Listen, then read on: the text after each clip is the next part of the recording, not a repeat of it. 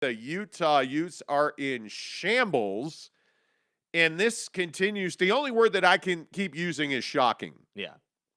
This continues to be shocking that Kyle Whittingham football teams losing their starting quarterback, Cam Rising, wins the job. No doubt about it. We saw it against San Diego State. Cam Rising is your best quarterback. Well, Charlie Brewer doesn't agree, and Charlie Brewer quit. And Jake, I guess the question is Charlie Brewer a quitter, or is there massive dysfunction up on the hill? Nah, so to me, I think I mean, it's definitely a combination of both, but I think it skews more towards Charlie Brewer being a quitter. And I don't like to say that about athletes. I very rarely say it. But at the end of the day, what have we seen? We saw Charlie Brewer come to Utah from Baylor. The Baylor situation was basically the same thing. He couldn't win the starting job. He was on the bench, and he decided he wanted to transfer because he felt like he could start at Utah. So then you go through training camp or whatever you want to call it in college football. You work up to everything, and he's named the starter. He comes out, and they're off to a rough start. And I'm tired of hearing people say that BYU did this. BYU had nothing to do with this. This is not a BYU thing. They should not be included in this conversation. San Diego State did this. The performance that Charlie Brewer rolled out there against San Diego State is why this happened. It is a combination of a couple of things. Number one, in terms of Charlie Brewer's accountability, he does not have a strong enough arm to play big-time college football. It's just that simple. Yesterday, I was tweeting with some people, and I said, when your arm is weak, when you do not have a strong arm, you have to compensate that in other areas of your game. Pre-snap read. You got to understand what the defense is doing to you and where the football naturally should go based on what the defense is trying to do to you. That's number one. Number two, you got to understand that the offensive line you're playing behind at Utah is not very good right now, which is why I say it's a little bit of Utah, but mostly Charlie Brewer. This offensive line is a problem, which is why we've seen changes now on the offensive line. So that's number two. And then number three, mentally, I can't get down with Charlie Brewer and what he's doing. I can't get down with it. I can't get down with the mentality that, hey, I'm going to transfer around from school to school to school until I find a nice landing spot where I'm going to be able to start no matter what.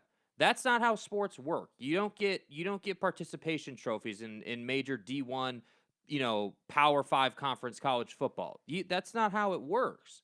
So when I saw, oh my God, Charlie Brewer left Utah, I wasn't like, oh man, Kyle Whittingham's program is burning to the ground. No, what I saw is, hey, Kyle Whittingham made the pragmatic decision last week against San Diego State and brought Cam Rising in, and Charlie Brewer couldn't handle that mentally. And so he was like, all right, I'm going to transfer, and I'm going to go and find another spot where I can get another chance. And I'm telling you right now, when you transfer from program to program to program, number one, guys don't respect you. Number two, coaches don't respect you. So wait. You're putting this 100% on 100%. Charlie Brewer. Yeah, 100%. Wow. I don't think anything's ever that black and white. I think that Charlie Brewer very clearly has issues, and I think you're probably right. There's frustration on Charlie Brewer's part that he got beat by Cam Rising here because Charlie Brewer left that game, and all of a sudden we were in overtime. Yeah. And a lot of that is on Cam Rising. But I think it's awfully difficult for me anyways to look at what is going on at Utah football. And before we knew that Charlie Brewer quit yesterday, I think we were on this show yesterday morning saying, hey, there's a problem at Utah. There are significant issues. There are significant chemistry problems. This is atypical of Kyle Whittingham football programs. And then all of a sudden, the bombshell drops that Charlie Brewer has quit the program and essentially has said, I don't want to be here anymore after 3 games.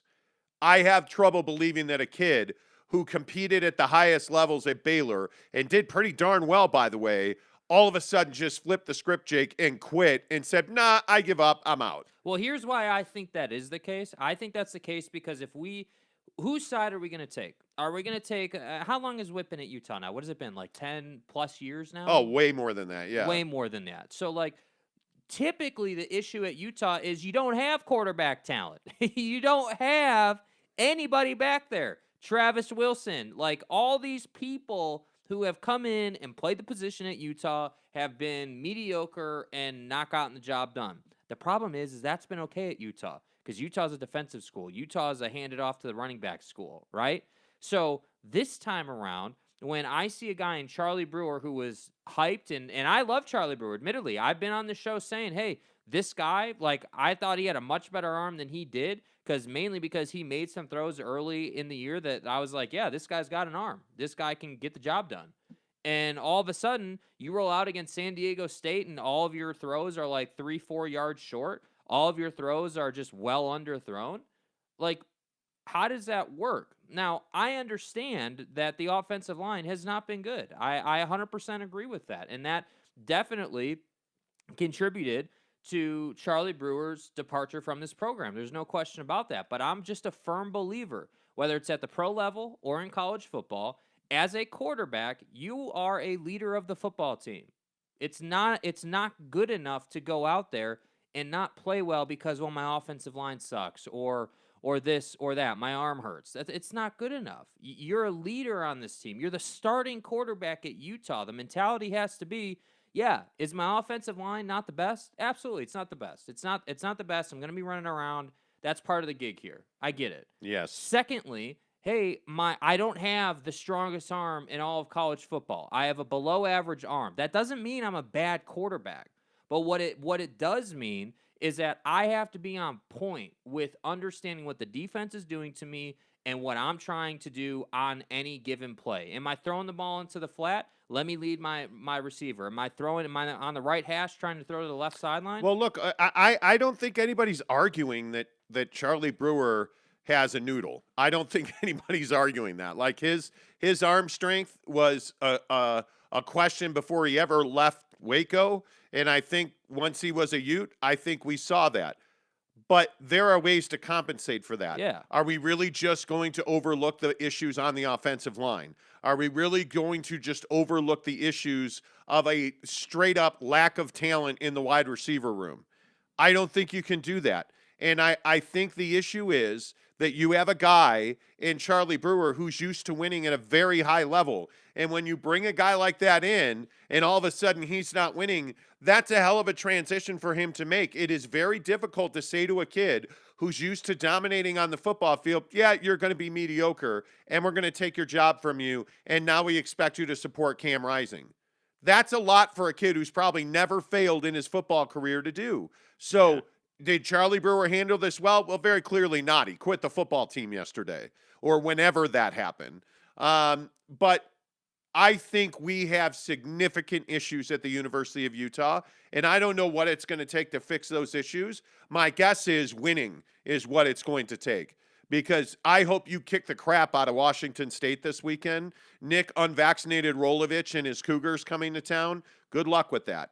And in my opinion, this is the make or break game, because if you go 1-3 now it's almost a foregone conclusion that Kyle Whittingham's on a farewell tour, because that's the other 10,000 pound gorilla in the room that nobody's talking about, is that we continue to hear whispers and rumors that this is it for Kyle Whittingham at Utah.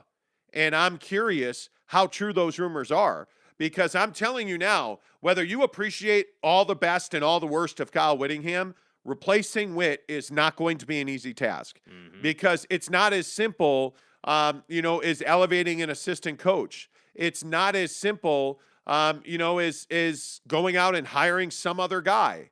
This is an iconic figure. This is a guy that will forever be part of Utah football history in the very best of ways.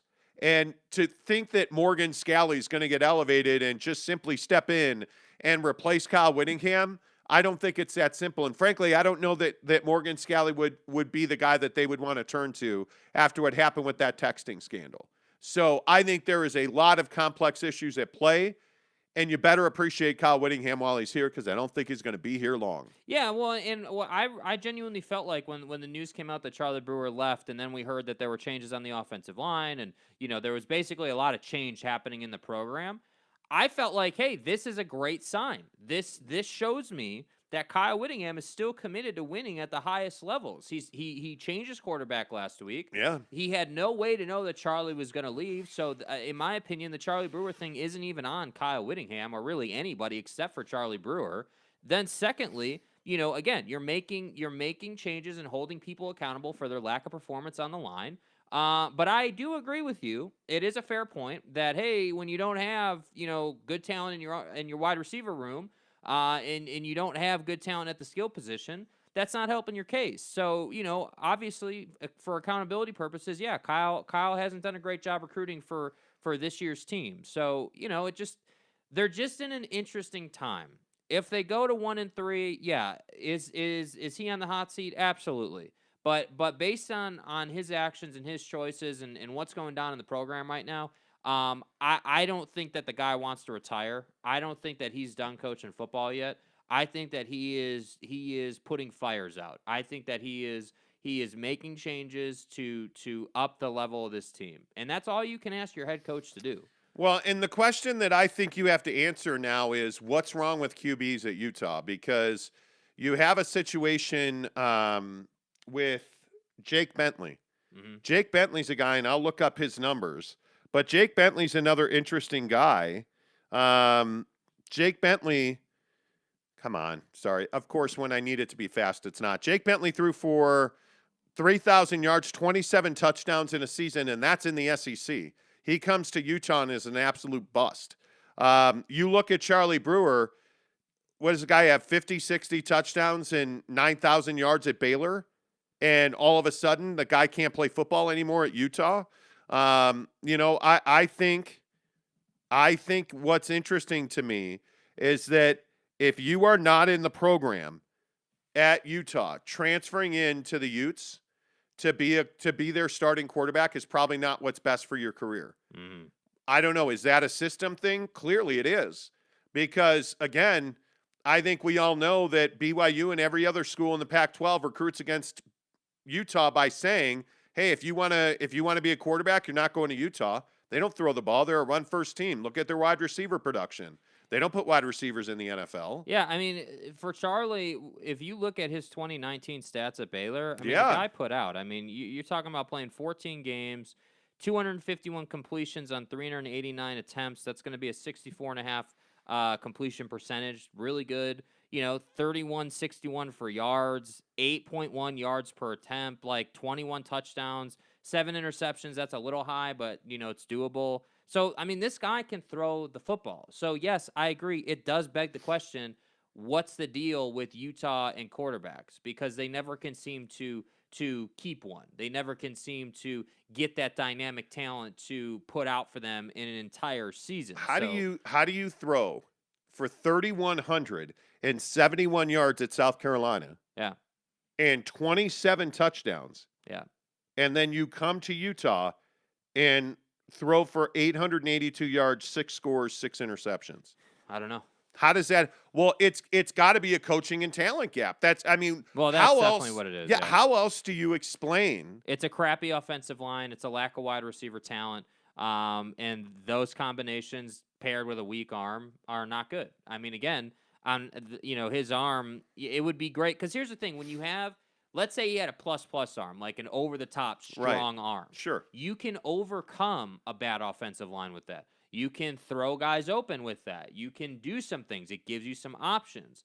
But when you don't have a strong arm, when you can't power the ball down the field or into tight windows or, it makes your life really difficult because if your guys are not getting open and you don't have 4.340 speed outside, you're not going to be able to get the football to guys. And that's why I say I just think that San Diego State game, it's not even that San Diego State is some like world-beating team. They're a great program. They put out a tough football team every year, but it's not like San Diego State is going to compete for a national championship or anything. So when you went to San Diego State and you got your ass kicked in the first half, and then you roll out and you come right back with a guy who admittedly has a pretty strong arm in Cam Rising,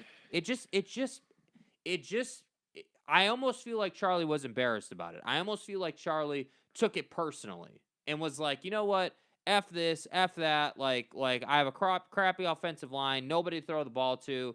Let me get a new start. And my biggest thing with that mentality is just that in sports, quitting is not an option. When it gets hard, quitting's not an option. That's my biggest problem with Charlie Brewer. Yeah, and I go back to I don't know, Travis Wilson and Kendall Thompson. I go back to, Travis Wilson, I think, is the only 4-year starter in the history of Utah football. That should tell you something. And you look at who's the truly elite quarterback that's come out of Utah. I mean, Alex Smith is the guy that comes to mind. I mean, I just don't know how you change this with Kyle Whittingham as your head coach. And for better or for worse, this is who it is. My biggest concern is that there are significant issues there, and we are watching the flaming pile of turd that is going to be the last season of Kyle Whittingham football. I don't want it to end like this. And as you can see, there's not much hope for you left. Seriously. Like, I want better he deserves better. He does. But I feel like a lot of the responsibility for this situation has to be on Kyle Whittingham. I mean, the buck stops with Whit, and I just think that Kyle Whittingham has never valued offense as much as he's valued defense. He never has, he never will. And I think that this is where it comes back to get you. Because I think when you look around the Pac-12, man, it's not going to be easy to replace him. It isn't. And I think it's very difficult to win in this league just based on the built-in circumstances. And then trying to recruit to Utah is not the easiest thing in the world to do. And trying to change the face of Utah football and the reputation with high school coaches is not going to be the easiest thing to do. Yeah. I mean, it's going to be an interesting 5 months.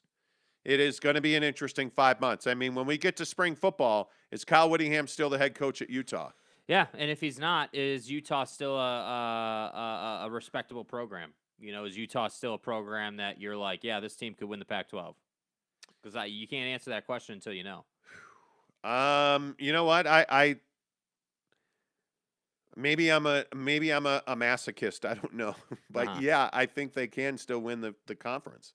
I do. I think they can still win the conference. I just mean that if they move on from Whit and you have all that change and everything. No, you're going to have a 3-year fall off. It'd be my guess. Yeah. Because Kyle Whittingham and his coaching staff, they have a pipeline in place.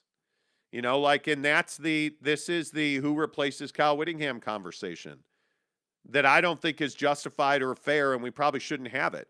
But if you go outside the program, are you going to get compare the Utah job to the SC job? Yeah. You're not even in the same conversation right as USC. You're probably going to get either Morgan Scalley or a premier assistant from around football. But you're not calling Josh McDaniels. You're not calling James Franklin. You're not calling Urban Meyer. Those guys are not coming home. There was some talk on Twitter yesterday about offer Urban the job, he'll come home. Stop. Is Urban Meyer leaving the NFL? Are you kidding me? Come on, guy. For what has been a lower tier Pac-12 team, I don't think he is. Sorry, man. I don't know where Utah goes. I don't know. Let's see. Let's get some of your comments because there's a lot of them here. Utah is just fine. Y'all worry too much, Taylor Kearney says. Well, we'll see. We'll see about that. I mean, the truth of the matter is, in all reality, right here today, that they're at a crossroads. They're at a fork in the road, which is, hey, if you go left, you're looking at a 4-win season. Wick gets fired, program burns to the ground, and you start the whole thing over. Or you can go right, and you're making a bunch of changes on your offensive line. The offensive line play picks up. Cam Rising is by the way, it should be said, Cam Rising is a teammate favorite on that team. Like Covey loves him. Keithy loves him. There are a lot of guys. Yeah, on I don't that think team there's any doubt. Yeah, that really respect him. And so I think from a camaraderie standpoint and a culture standpoint, having Cam back there is definitely going to be an upgrade mentally. And so, if you go right, as opposed to going left, you have an opportunity to still go out and win the South. There's no question about that, but that starts this week. There is no more room for a crappy quarter, a crappy half, not executing to end a half. You can't keep making these mistakes. This team has to come together. So when you say, hey, you worry too much, no, I don't worry too much. I'm looking at this situation and I'm saying, hey, there's a lot of smoke here, and that flame's about to get lit if they lose to Washington State. You know what I worry about? What happens if Cam Rising gets hurt? Because with all due respect, Jaquindon Jackson is a freshman Yeah. And if Jaquindon Jackson is taking snaps for Utah, you're screwed. I mean, I'm screwed. Yeah, I mean, you're in trouble. But that's the situation that you've been left with now. I mean, if you think about that, and so many Ute fans devalued Charlie Brewer. I'd rather have Charlie Brewer as a backup than not have Charlie Brewer at all. I mean, I think this is a historically dire situation at the quarterback for Utah. I mean, it makes, again, go look at Huntley. It makes you miss any of the guys that you counted on who were pretty mediocre quarterbacks. But what do you do now? And the answer is I don't know, because the depth chart at Utah is not stocked with quarterbacks. I can tell you that. BYU fan CJ says Baylor traded Brewer in the rivalry win for Grimes. Sorry, guys. Wow. I don't. Again, BYU has nothing to do with Charlie Brewer leaving. Yeah. Nothing. Nothing. Not a thing. That game was lost on the line, not by the quarterback. Cody Strickland says, will there be more to talk about other than BYU for over an hour? LOL, Utah State is undefeated. Like to see some love for them too. Well, the fact is they're not relevant. I mean, sure, we can talk about them. I can do 2 hours on any topic you want to talk about. That doesn't mean we should be talking about them, though. That's cool that they're undefeated. How about you get into a conference that you can actually make noise in? Well, but I mean, think about you. BYU has the largest fan base in the state. Easily. Utah has the second largest fan base in the state. Why would I talk about Utah State before I talk about Utah or BYU? Like, why would I do that? Graham Orme says Brewer quitting is probably the best thing that could have happened to Utah right now. Hope they can finally make our win look good for the Cougs. Well, yeah, there is that. Spencer Morgan says, hey, Daryl says Jake Heaps anybody? Oh my goodness, why bring up that name? Yeah, so like you have, and that's the thing with Utah. You have all these names, all these guys, all these dudes who came through the program, with the exception of Alex Smith. You have all these guys who came through the program and have just been average. And if you're a Utah hater, this is what you hang your hat on. Witt does not recruit offensive talent.